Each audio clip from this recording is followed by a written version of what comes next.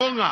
कोई भी मुसलमान अपने पीर को रब नहीं बनाता, ये आप अभी गलत कह रहे। कोई भी क्रिश्चियन अपने रब्बीस को और फादर्स को रब नहीं बनाता, ये तिरमिजी हदीस में लिखा है और आज़म सल्लल्लाहु अलैहि वसल्लम ने इसका तर्जमा किया है।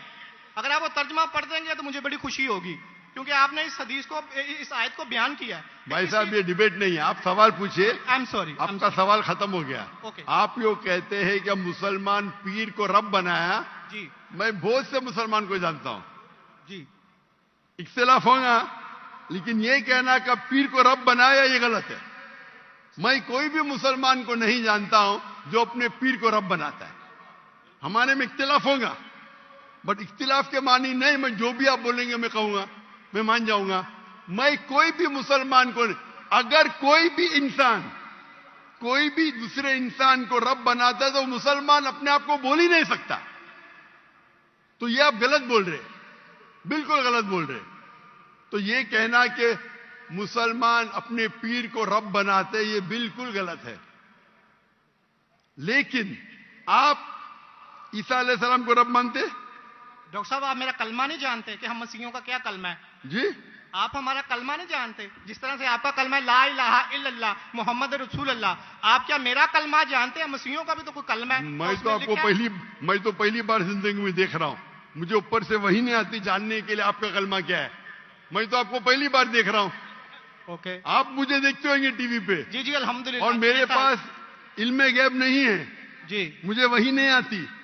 क्या आप जानते नहीं? मैं सीधा सवाल पूछता हूं कि आप ईसा अलैहिस्सलाम को खुदा मानते क्या नहीं, तो आप मुझे उल्टा सवाल कर रहे हैं। सो सॉरी जी, मैं उन्हें कलमतुल्लाह के लिहाज से खुदा मानता हूं। कलमतुल्लाह? जी, कलमतुल्लाह मतलब अल्लाह का कलाम। जी, जो भी अल्लाह के पैगंबर है, हर अल्लाह का पैगंबर कलमतुल्लाह है। ये आपको पता नहीं? चाहे आदम अलैहिस्सलाम हो, चाहे मूसा अलैहिस्सलाम हो, चाहे ईसा अलैहिस्सलाम हो, चाहे मोहम्मद सल्लल्लाहु अलैहि वसल्लम हो, हर पैगंबर को एक लक़ब दिया जाता है। मिसाल के तौर पे इब्राहिम अलैहिस्सलाम अल्लाह के दोस्त थे, उसका मतलब नहीं कि बाकी पैगंबर का दुश्मन थे। आपको पता ही नहीं, इल्म भी नहीं कुरान के बारे में। मेरा सीधा सवाल था कि आप ईसा अलैहिस्सलाम को रब मानते? आपने बोला हां। उसका मतलब आप शिर्क करते। पूरे बाइबल में, कहीं भी बाइबल में एक जगह आप दिखाइए बिना कोई शुबा, विदाउट एनी एम्बिग्विटी, अनइक्वोकली, आप एक जगह बताइए जहां ईसा अलैहिस्सलाम खुद कहते हैं बाइबल में, क्या मैं खुदा हूं या मेरी इबादत करो, मैं ईसाई बनने को तैयार हूं। एक जगह, दो जगह नहीं, किधर भी बाइबल में नहीं लिखा है कि ईसा अलैहिस्सलाम खुद फरमाते हैं कि मैं खुदा हूं या मेरी इबादत करो।